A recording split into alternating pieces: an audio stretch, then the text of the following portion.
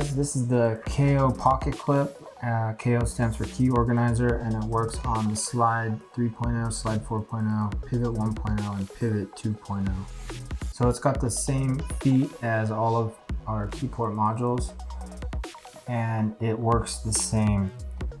So on the pivot, you just align the feet with the 3 holes on the side of the chassis, press in, and then just slide it forward and you'll hear it click on. Give it a little test push to make sure it's secure, and you're good to go. Now for the slide, it's the same thing. It's got the same similar 3 holes on the side, and it clicks on just the same. Now to remove it from the slide 4.0, you just push out on the module release tab and slide the K.O pocket clip down, and it'll come right off. The pivot is a little bit different. You do need a tool to remove it.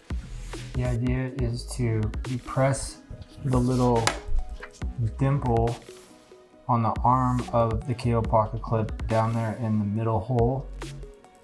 So first, rotate all your keys out like I have done here. Set it flat on the table, and then stick the rush tool, or a screwdriver will work as well, a small screwdriver.